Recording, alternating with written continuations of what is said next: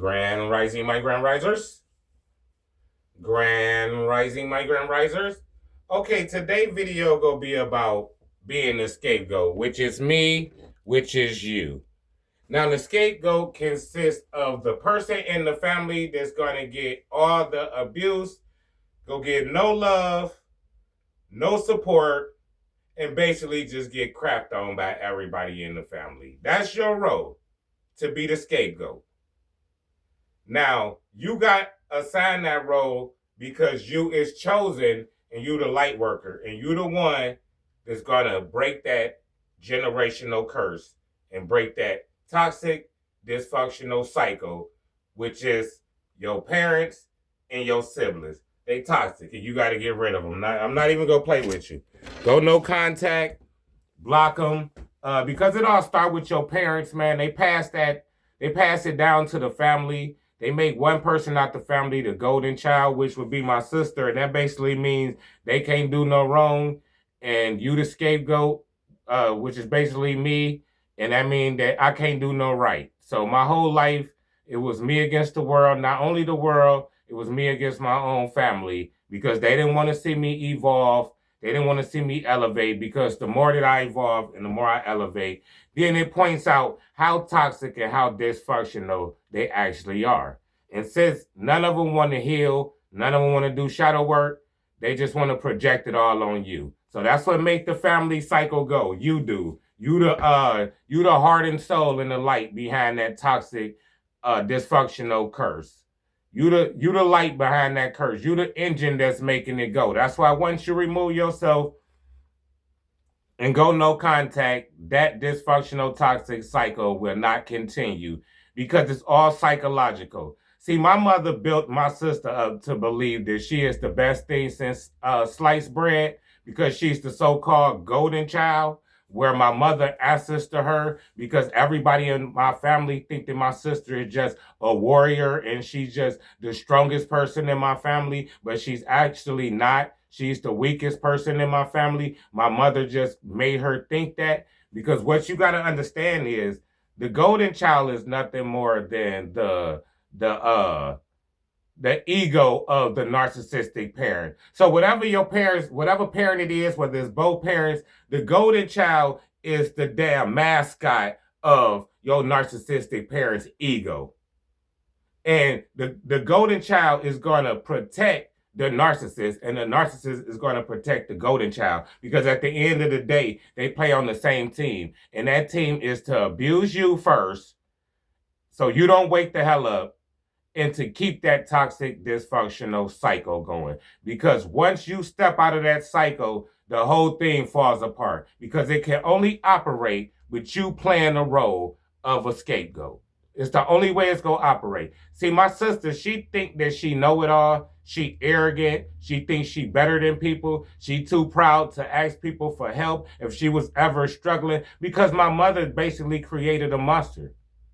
She created a monster. My sister don't do no shadow work, don't do no healing.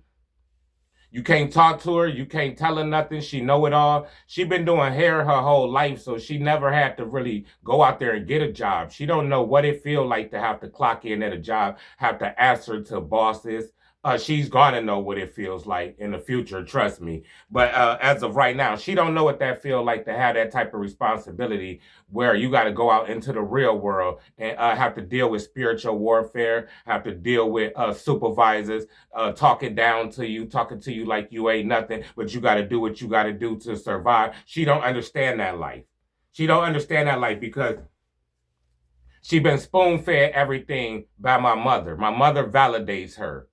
And it's a false validation, because all my mother is doing is creating a monster, basically, because now my sister don't have no friends. She don't got no man. She isolated herself from the whole world. She got so much ego. She thinks she better than everybody. She want to compete with people. She cut off all of her friends. This is what the golden child... See, it's all fun and games growing up being the golden child, because you getting all of this praise and you getting all of these things. But as once you get older, and I'm pretty sure she's finding that out now, and I'm 100% sure my sister go find this out in the future, that all of that stuff that my mother was doing, she was manipulating you, not for you to keep the cycle going, for you not to heal. But you wasn't learning nothing. You wasn't the strongest in the family. You was the weakest because you can't deal with the truth. You gaslight, you project, you do all of that. You have zero accountability. You still working out of your ego. You wasn't forced in nothing. You was forced underneath the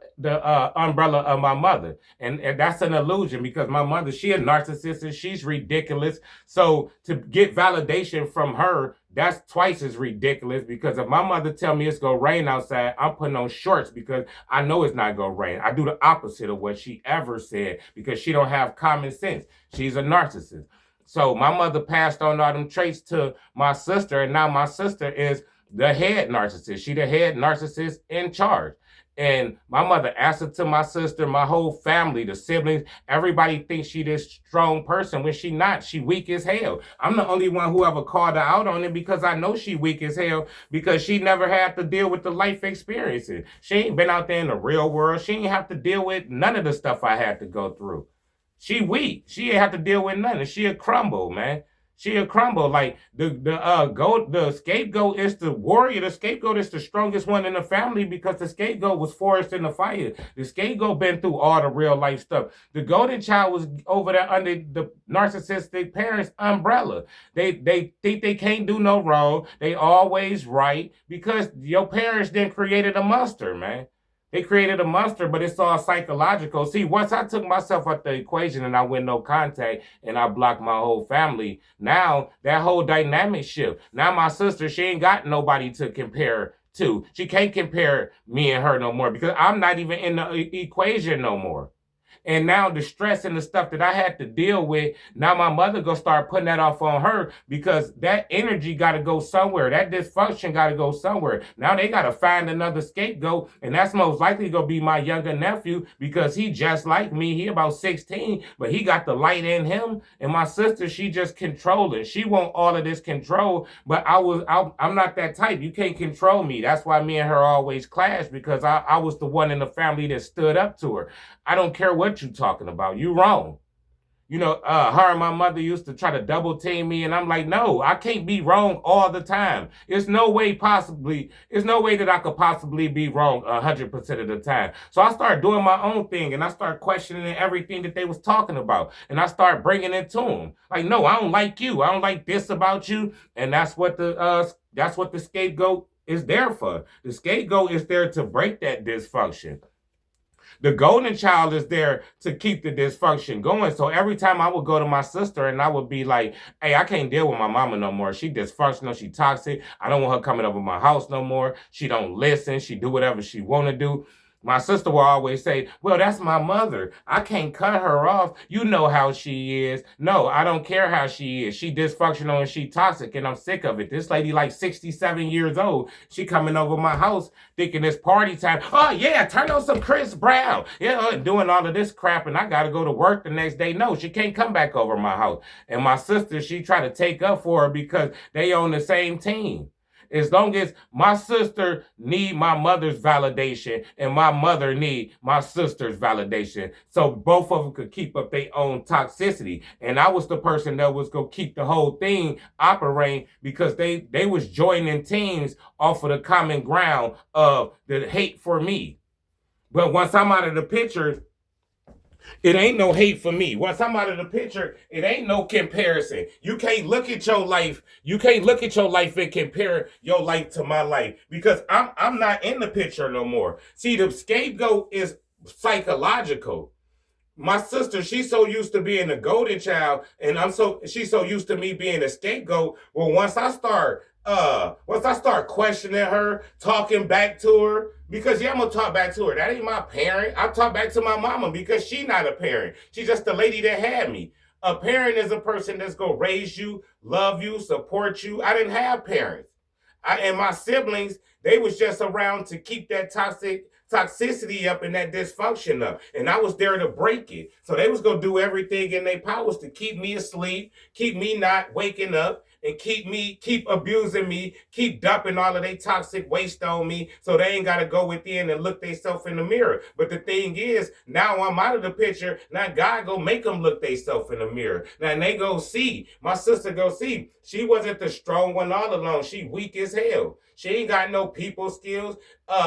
The minute something happened in her life, she go fold because she wasn't forced in nothing. I done been through it all. I done been there and done that. Spiritual warfare at the highest level, the hatred from the family, narcissistic exes, narcissistic friends. I live that life, so I know how to maneuver out there in the wilderness. I know how to get out there in the world and move around because I was for her. She don't know how to do nothing but updos and sew-ins. That's it. Her little world is confined. It's this little box, this little circle right here, this little box that my mother put her in, and she gonna end up resent my mother because it's gonna come a point in time that my mother gonna start treating her differently and coming to her the way she was coming to me. Then my sister gonna end up seeing, you know what, my mother was manipulating me this whole time. My mother ain't never loved me. She ain't never loved me. My mother loved the fact that she could manipulate me because the scapegoat is the person that's the warrior. The golden child is the person in the family that the parent know they could manipulate to be the mascot of their ego. So my mother basically look at my sister because my sister do hair and she got her own shop. My mother look at my sister like my sister is a success. So with my mother looking at my sister like she is success, that make her feel successful because she the mother. That's how it go with these narcissists, man. She living like vicariously through my sister. And then my sister getting validation from my mother because she can't do no wrong. But the only thing about that is when you raise somebody that type of way, now you don't know how to be accountable. Now my sister going on 50 years old and she have zero accountability. You can't go out into the real world with zero accountability. Because she doing hair now, and I don't wish bad on nobody, but I'm a prophet. I already know that one of her lessons for her to have to humble herself, she gonna have to get out in the real world and she gonna get a piece of what I had to deal with. And she ain't gonna even get the full clip and she not gonna be able to take it because it's all about ego. See, you could tell me to go do anything. It don't matter. I could go work at a job making $100,000 a year and leave that and go make $10,000 a year. I don't have an ego. Because I had an ego death already, because I was forced in a fire. My sister depend on money so much that her whole identity is money. So anytime that she ain't gonna be able to make the money that she feel like she need, because people who love money more than God or love money more than they self or just chasing money, they gotta have a certain amount of money to make they self feel secure about they self, to validate themselves. Once her money start dropping, then she gonna feel worthless. And that's gonna be all part of the lesson. Because what these scapegoats, what these golden childs don't understand is they get the first half of life to be the golden child, to get praised for doing absolutely nothing. But the second half of life is where it's going to turn around, where they going to have to get out and they going to have to get forced in the fire. They're going to have to go through the wilderness. They're going to have an ego death. They're going to have to face everything that they've been putting off. Because my family is toxic and they dysfunctional as hell. To a whole nother level. And the fact of the matter is they was making it seem like I was the problem. And as long as everybody was focused on me being a problem, nobody wasn't focused on what was the real problem. And the real problem was them. The real problem go always start with the foundation. And the foundation, it go always start with your parents. And then the parents just pass it down to the siblings. So I just got a whole demonic ass family, man. Dysfunctional, toxic ass family. So my sister raising her boys, she got 2 boys. Now she raising her boys with that same toxicity, that same dysfunction. It's not to the same level that it is that I had to go through. Like my nephews ain't going through that, but they gonna go through the manipulation, the control, because it's all about control. It ain't about love. So now she gonna have my nephews thinking that they gotta perform to get love. Oh, I love you when you do something good. You gotta be performing. Now they gonna be raised and they not gonna be able to do the things that they want to do in their life because they gonna always be trying to please her because she gonna be living vicariously through them, just like my mother living vicariously through her. It's the whole cycle. And I said I'll pass. I'm not doing that. I'm not doing that. Y'all could be toxic. Y'all could be dysfunctional. I'm cool with that. I'm cool with that, man. It was hard at first for me to separate from my family because, I done been through a lot with my family. We had a lot of ups and downs. We've been through hell together. Been through hell together. But at the same time, I had to step back and say, yeah, we've been through hell together, but what was the reason we was going through hell? And that's when you start getting down to the bottom of things. We wouldn't have been going through hell if my parents would have been making better decisions.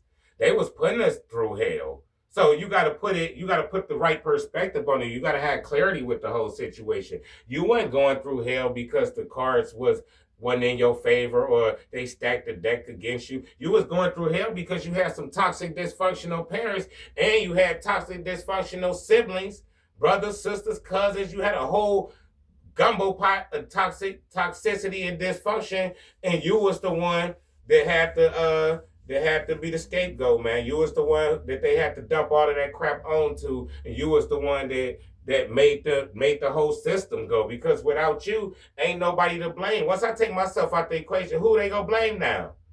Who they gonna blame? That's why my sister sending pictures of my nephew now. No, I don't send me. I love my nephew. Don't send me nothing now because we not cool. We not cool. It ain't no love bomb, nigga. Once I left the family dynamic, I left forever. I'm gonna deal with my nephew when he grown, both of them. I'm not never dealing with y'all again. Never in life. Never, because y'all toxic and y'all dysfunctional, man. And y'all, my mother and my sister, both of them need to heal. So all the time when I was growing up, all the times when I was older and I was coming to them trying to talk about stuff, no, we block stuff out. You still talking about the past? No, I'm not talking about the past. I haven't moved on from the past because I haven't healed from it. Why y'all not doing the same? Because they was never trying to heal. They was trying to all join together to make me be the problem so people won't look at what the real problem was. But guess what? It don't work like that. And God ain't gonna never let it go down like that. So by the time when the dust settled, they go see who the problem was and they go see who really was the strongest. They go see, because my sister, she can't hold a candle to me in no type of way. Yeah, she could do hair and she could make money and she could get the materialistic thing, but the nigga have no discernment. The nigga got no intuition. The nigga got no foresight. She could be rough and tough with her Afro puffs with me, but then when every guy she meet, she's submissive. Because it's a difference. She could treat me some type of way because she thought in her mind that I would never leave, because they don't think the scapegoat is going to ever wake up because they abuse you so much. They don't think you going to ever wake up and remember who you is and get on your purpose with God. They don't think you ever go walk away from that family dynamic. So that's how my sister, she treated me. She was Tupac with me, but she was a little punk when it came to the guys that she dated, when it came to her baby daddy. Why? Because she couldn't wear that same mask with them that she wore with me, because they could leave at any time. So I was always wondering, I always used to ask her, like, why you so hard with me? Like, the way that you act with me, how could you have a man here that's not even raising his kids, but you allowing him to just lay up all day and do nothing, but you question everything I do? See, this the contrast. When you start paying attention and you start seeing the patterns, you start seeing, you know what, you're not who you say you is, because you walk around here like you Beyonce or some damn body, like you got it going on, but I'm around here all the time, and when you around these men, you submissive as hell. You submissive. Where all that bass in your voice? Where that Tupac go? Where that Tupac go? So then I just start watching. I start seeing, you know what, you fake. You put on a mask. You one way with me because I'm your brother, but when you get around these niggas that can actually leave you because y'all scared to get left, when you actually need some type of validation from them because they have low self-esteem. They have low self-esteem and they don't really look at themselves like that. They might portray this big boss image, but on the inside, they don't got self-esteem like that. They don't got confidence like that. They just put on masks and act like they got confidence. No, I got real confidence. I'm really him. I'm really him. So when anytime I go around my family, I'm going to make them feel some type of way because I'm the healed version of I'm everything what they were supposed to be doing. And they got to sit there and look at it. They can't sit there and say, oh, I went through too much to heal. Oh, I went through too much to do this, to do that. No, you didn't, because I went through the same shit. I was there with y'all, nigga. I went through everything y'all went through. My sister 2 years older than me. What, they started abusing you 2 years? What, when you From 0 to 2, they abuse you in a way that, then get out of here, cut it out. We all got the same abuse. I chose to heal, and now as life go on, they go see the results of being a grown-ass person who never healed, never been accountable, never did shadow work, was never forced in anything, was living up to my mother's dysfunctional, toxic validation. So she was trying to prove herself or be something to my mother. They doing all of this stuff for each other, but they forgot it's a whole world outside of you niggas. A whole world that my sister isolated herself off from. So if I'm broke, I ain't got no money, I don't care. I came on here and I told y'all I used to wear my sister's jeans. I told y'all I used to steal out the store. I told y'all all kind of stuff I never had to tell y'all. So I could care less. But my sister, she got to keep up that image, so she care a lot. She care a lot, but too bad, because that image go get exposed. You go get exposed for how weak you is. You go see the dynamic that you and my mother had was never love. It was controlling. It was her manipulating you, and you go see the cause of being a golden child. The golden child is only cool up until you get like 40-something when the tables turn. We in a whole new season. We're in the season where the scapegoat is finna rise into the warrior that we was trained to be. And the golden child is finna get just what they deserve, because they don't know how to be told no. They're not going to be accountable. They think everything's supposed to go their way. That ain't how life works. So my mother just raised my sister in this whole delusion, and now she going to have to be damn near 50 years old and she get her ass out there in the real world and see, damn, this is what my brother was talking about. This how they be acting on jobs. This is what they be doing. Yeah, that's what they do be doing. That's what I was trying to tell you when you was walking around with your damn nose up in the air, but I couldn't talk to you because your ego was in the way. So that's just the role of the scapegoat. And you will know a scapegoat by the bruises they bear, not the fruit, the bruises. Because all scapegoats, they gonna have black eye. Man, we've been abused up and down, bro, up and down. But it's the whole dynamic. It's supposed to go like that, man. It's supposed to go like that, because you the one that's supposed to break the whole cycle. Your family knew you was something other than them demonic creatures. They knew it. They knew it when you was a kid. They watch how you move. They watch how you operate. They knew you was on a different type of time than they was on. That's why they tried to keep you asleep. They tried to destroy you. They tried to put your light out. They tried to gaslight, project. They never listened to nothing that you said. They never supported you, and that's fine. And they gonna get everything that they got coming because you never needed them. All you needed was God. All you needed was God. So now my sister, she gonna be a grown-ass adult, her and my mama, trying to figure it out, trying to figure out how they screwed their damn life up by living in an illusion. She trying to live up to the standards of my mother, but my mother's a damn narcissist. So you trying to live up to the standards of a narcissist. You're a clown, and you did live up to the standards because you're a narcissist too. So third eye in the sky, man. It's crazy out here. I know it's a lot to take in. Rewind the videos and just take it all in. Shit. Just process it however you process it. Still I rise, man. Like, comment, and subscribe. Hype the videos. They got the hype points. Hype the videos. Hit the Cash App. Hit the chime. Got both of them in the description. Third eye in the sky. Hey, still I rise.